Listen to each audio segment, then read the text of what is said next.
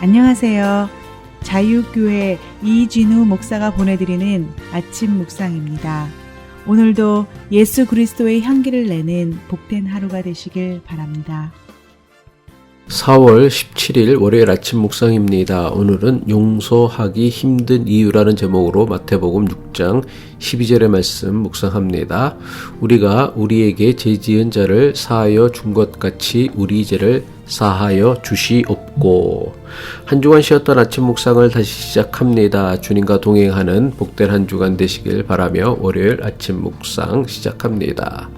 용서하고 용서받는 것은 우리의 상한 감정과 상처난 마음을 치유하는 가장 확실하고 분명한 영적 원리입니다.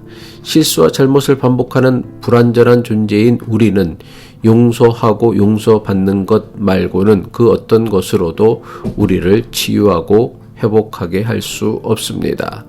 하지만 여기에는 매우 심각한 문제가 있습니다. 아무리 작은 실수나 잘못이라도 용서하거나 용서받는 것이 결코 쉽지 않다는 것입니다. 용서가 어려운 이유는 사람에게 용서는 결코 자연스러운 일이 아니기 때문입니다. 용서만큼 부자연스러운 게 없습니다. 부자연스럽다는 것은 우리의 타고난 본성과 잘 맞지 않는다는 의미입니다. 사람이라면 누구라도 자신이 받은 손해나 상처만큼 그대로 갚아주려는 마음이 있습니다. 이것은 결코 특별하거나 이상한 것이 아니라 지극히 자연스러운 사람의 본성입니다. 따라서 용서하고 용서받는 것보다는 눈에는 눈, 이에는 이가 훨씬 더 우리의 본성에 자연스럽습니다. 용서가 어려운 또 다른 이유는 용서는 우리가 사는 세상 질서와 잘 맞지 않기 때문입니다. 우리는 어려서부터 평생을 자본주의 사회에서 자본주의 질서에 따라 살아왔습니다.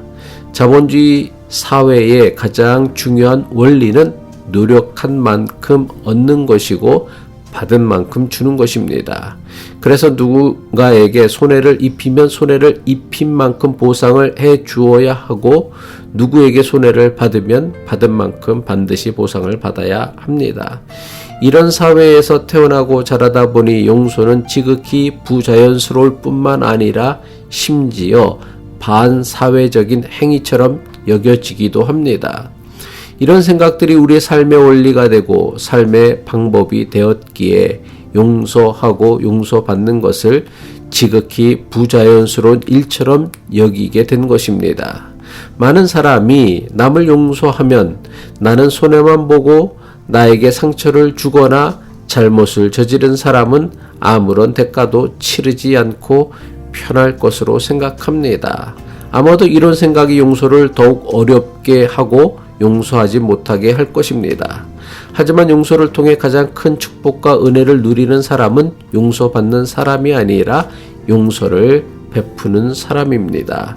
왜 그렇습니까? 용서는 자신의 상처나 아픔을 치유하고 회복하게 만드는 가장 확실하고도 분명한 영적 원리이기 때문입니다.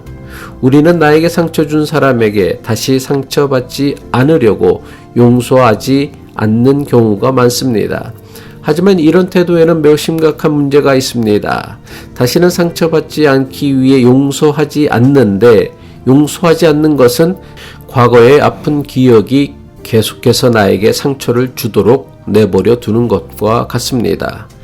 이 악순환을 끊어버릴 수 있는 유일한 힘이 있다면 그것은 용서밖에는 없습니다. 용서는 나에게 상처를 주거나 잘못을 저지른 사람을 위한 일이 아니라 이미 받은 상처로 인해 괴로워하고 힘들어하는 자기 자신을 치유하는 것입니다. 이 사실을 진심으로 깨닫고 체험하기 전에는 다른 사람을 용서하는 것은 대단히 힘들고 어려운, 아니 불가능한 일에 가까울 것입니다. 우리는 흔히 상처받은 사람만 힘들어한다고 생각하지만 실상은 전혀 그렇지 않습니다. 남에게 상처를 주거나 잘못을 저지른 사람에게는 남에게 준 상처보다 더 큰 고통에 빠지게 됩니다. 그것이 무엇입니까? 죄책감입니다.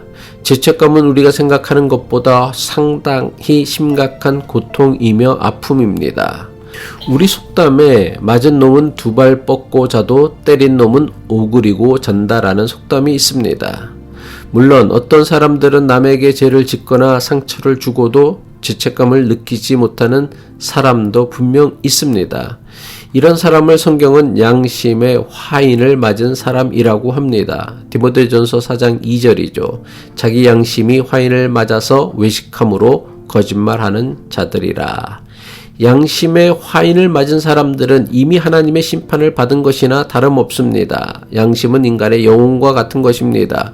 그런데 영혼이 죽어버렸다면 이것보다 더 엄중한 심판은 없을 것입니다. 용서가 힘든 또 다른 이유는 우리 대부분은 자신이 받은 상처만 생각하지 자신이 준 상처는 생각하지 않기 때문입니다. 하지만 우리 중 그 누구라도 상처를 받기만 하고 상처를 주지 않는 사람은 아무도 없습니다. 상처받았기에 상처를 주고 상처를 주었기에 상처를 받는 것입니다. 이 상처의 악순환을 끊어버리게 하는 가장 뛰어난 방법이 있다면 그것이 바로 용서입니다. 하지만 용서는 생각처럼 쉽지 않습니다. 사람의 힘이나 능력, 심지어 아무리 훌륭한 인격으로도 잘 되지 않습니다. 그래서 우리에게는 용서하고 용서받기 위한 기도가 꼭 필요한 것입니다. 기도하겠습니다. 하늘에 계신 우리 아버지, 실수와 잘못 그리고 죄를 반복하는 불완전한 우리에게는 용서하고 용서받으며 사는 것이 그 어떤 것보다 필요하다는 것을 깨닫게 하옵소서.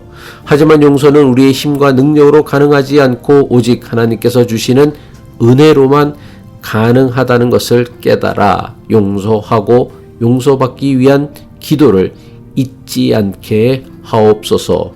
예수 그리스도의 이름으로 기도합니다.